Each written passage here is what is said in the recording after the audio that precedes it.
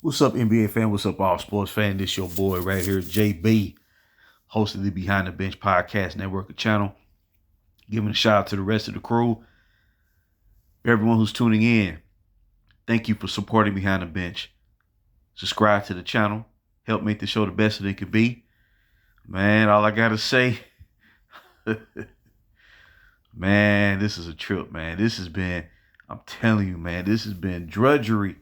It's been drudgery. All I gotta say though, JJ Redick, welcome to Darvin Ham's and Frank Vogel's and Luke Walton's world. He didn't realize what he was stepping into. And nobody's exempt. Nobody is exempt. And, I've been watching this in-season tournament, and word is that ratings are down this year for the in-season tournament compared to last year's debut of the tournament. And, it don't surprise me none. You should not need a gimmick or a booster shot to persuade people to tune in and watch the NBA at the beginning of the regular season. It's going to devalue the regular season even more than what we have come to know over the past 5 years or so. But eventually, hopefully they'll get the point, man. Get back to basics. But real quick on this video here, man, word is that the Hurricane, he did not attend team practice for the Los Angeles Lakers yesterday. And he may not be in uniform when the Lakers go on the road to play the Minnesota Timberwolves.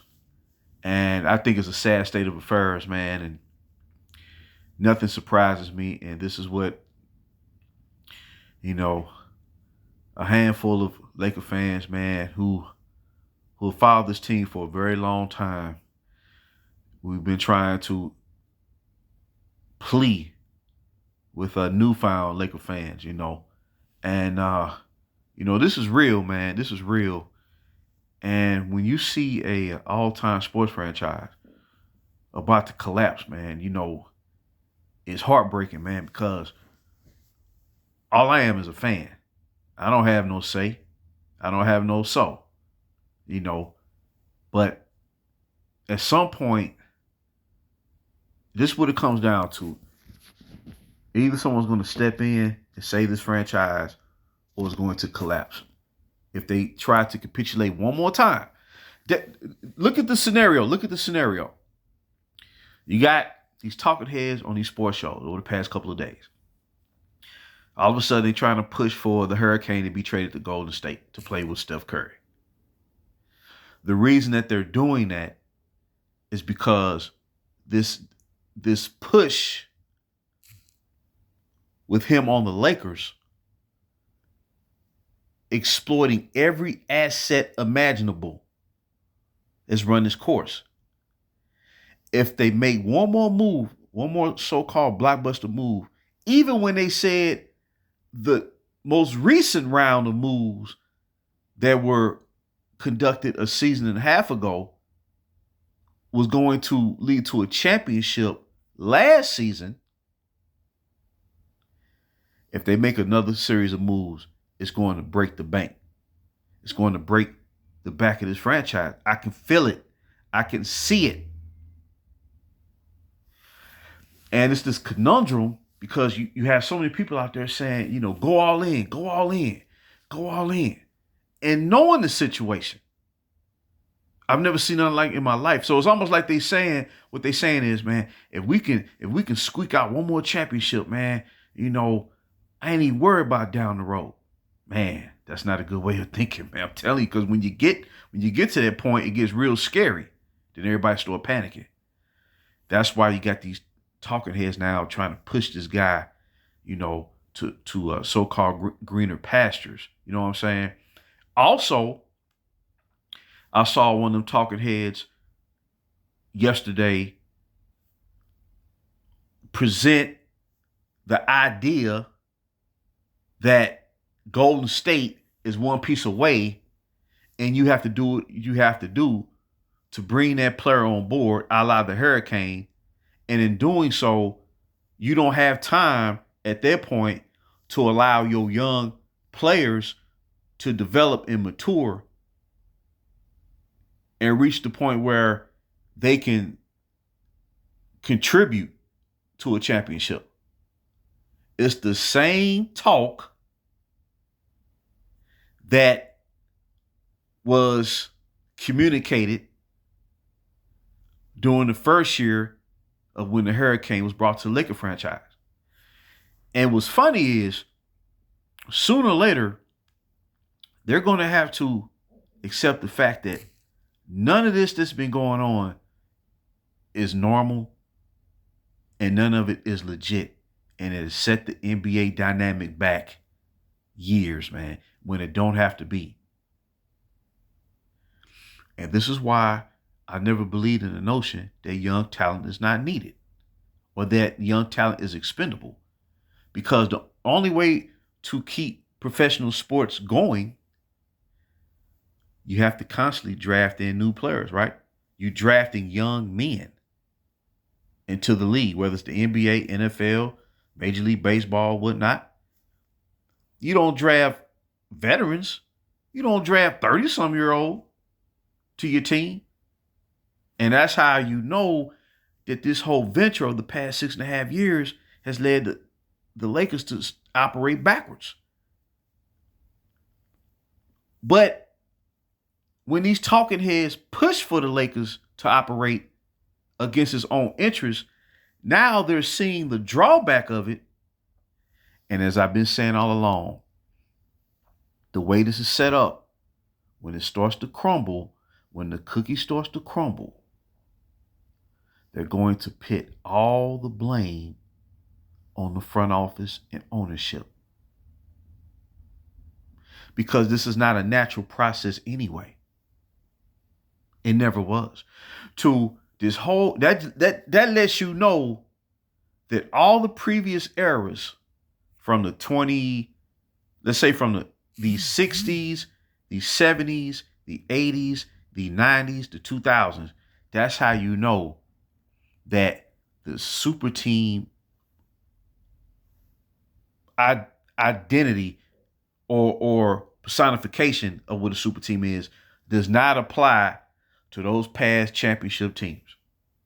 I guarantee you, every long-standing championship team that produced dynasties or had a long run of success, I guarantee you they started from scratch. I guarantee it.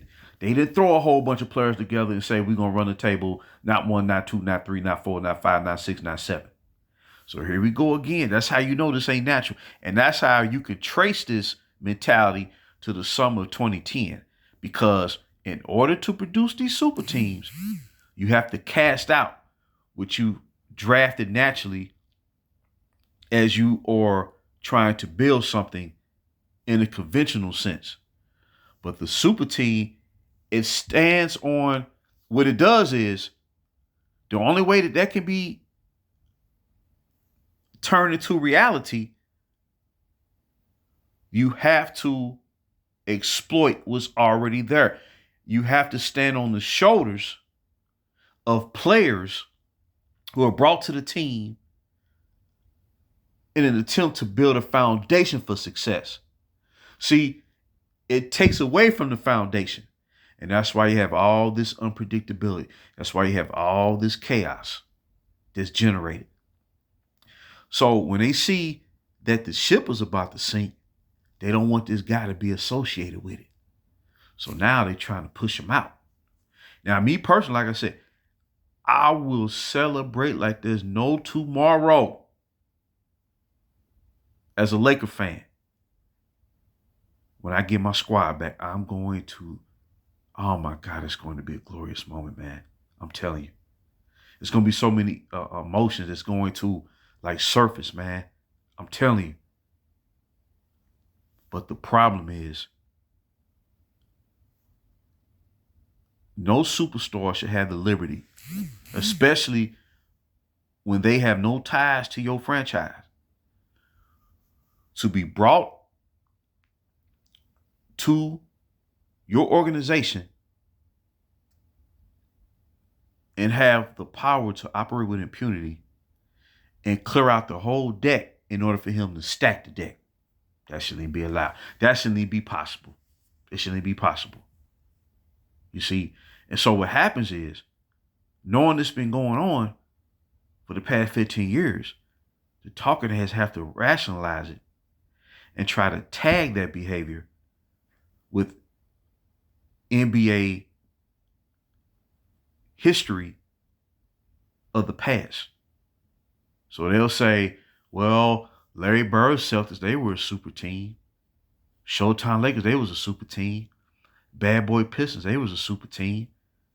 Chicago Bulls were a super team. And what's crazy is, especially during the first three-peat of the Chicago Bulls, nobody ever identified the Chicago Bulls as a super team. Not one time. Even when they were winning 61 games, 67 games, 57 games, the 72-win Bulls, the 69-win Bulls, and the 62-win Bulls of 96, 97, 98. First three-peat, 1991, 1992, 1993. Nobody ever referred to them as a super team, man. What it was, you had an individual, man, who refused to lose. He wouldn't settle for losing, man. Therefore, the team overachieved. You see, and they played super, particularly their leader, Michael Jordan. He played super when the pressure was at its highest. See, they've twisted the whole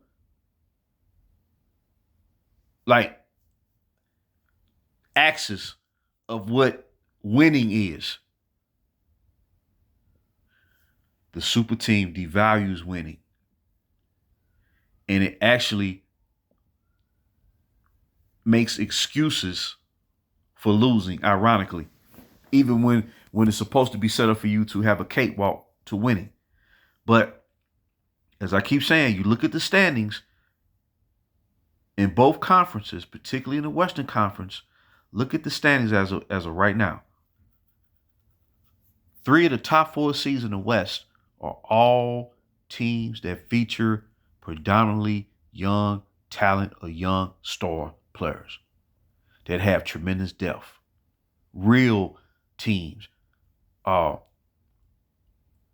Teams that are built naturally, step by step. OKC, Memphis, OKC Thunder, Oklahoma City Thunder, Memphis Grizzlies, Houston Rockets. They hold the top 3 seeds in the West right now. And then you have the defending Western Conference champions, the Denver Nuggets, that's led by a veteran young star player in Luka Doncic.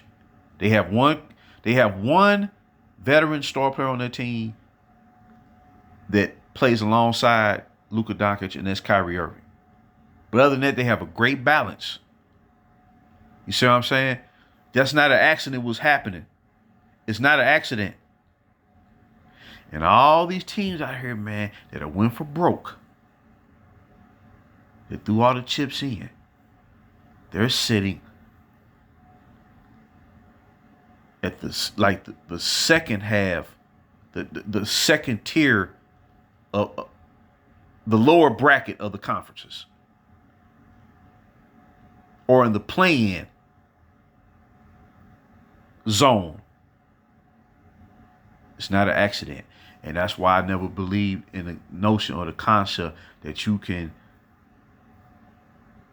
cast out young players. You can't do it. You can't do it. So now that the Lakers are running out of moves, they want to monitor, man. And that's why I say this is heartless, dog. So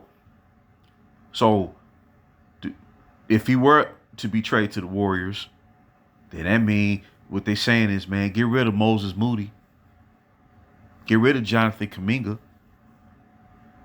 You know, what's the young player's name?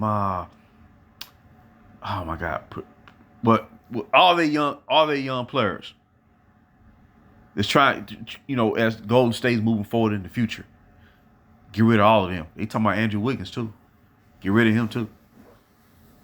It's gonna be the same cycle because you get there, now your depth is taking a hit, and they're gonna start talking about they need another store.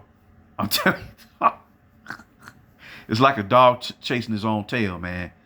But like I said, JJ Redick, welcome to Darvin Ham's world. Welcome to Frank Vogel's world. Welcome to Luke Walton's world, because it will never be enough, man. Never be enough. But see, they started the season off 3-0. They was calling Redick a genius. But as they start running to these teams, man, that's real, you really see the separation. You see, like I said, you could have two superstars on the team, but it's the way that those superstars brought to the franchise that's going to determine if they're going to succeed or not. Like Shaquille O'Neal and Kobe Bryant, that was a totally different situation. Shaquille O'Neal signed on as a legitimate free agent, no strings attached, no shady, nefarious activity going on behind the scenes. And then they acquired the rights to draft an 18-year-old by the name of Kobe Bean Bryant.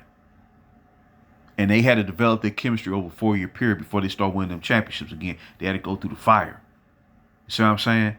That's a totally different situation. Nothing was compromised. And then they would add key players along the way, to build a championship unit.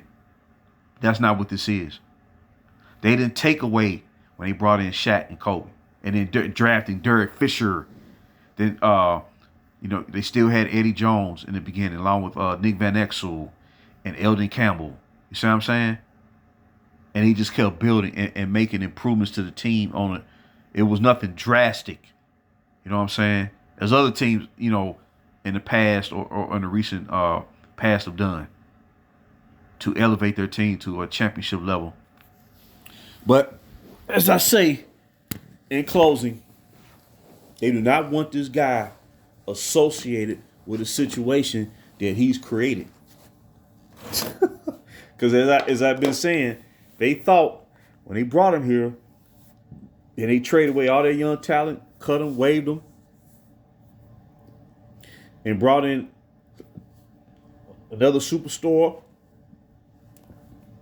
and big name veterans, they thought the way it was set up, they was going to, first of all, they thought they was going to get a third superstar, and they was going to run the table, and they was going to run off 3 straight championships. That's what they thought. That's what they thought. But if you really, as a basketball fan, if you really take the time to watch what was about to take place and watch other teams working their way from the bottom and improving year by year, you can see the changing, the shift coming from a mile away. You can see it. You can see it. So now, panicking, trying to keep up. Think about it. You're supposed to have the proverbial GOAT on the team, but they playing catch up to OKC, Houston, Memphis. Oh my God, man. I'm telling you. That's why it's good to have a long-term view on things, especially when you're starting over. Because if you look at it like this and say to yourself, no team is going to win it every year, no matter how good they are. Showtime Lakers did not win a championship every year. The Celtics of the 80s did not win a championship every year. The San Antonio Spurs, Tim Duncan, Manu Ginobili, Tony Parker, they did not win every year. But they maintained a standard of success because they allowed the 3 main players of the Spurs to develop their chemistry over the years. And they just, when the situation called for it, they brought in a piece here and there to, pursue their next championship with no drop-off. That's not what happened with the Lakers. That's not what happened with Philadelphia 76ers or the Phoenix Suns or the Clippers to a degree. All this is real. But they don't want them around the collapse. They're trying to bail them out again. So I just want to drop that nugget. Until next time, JB for BTB. behind the bench.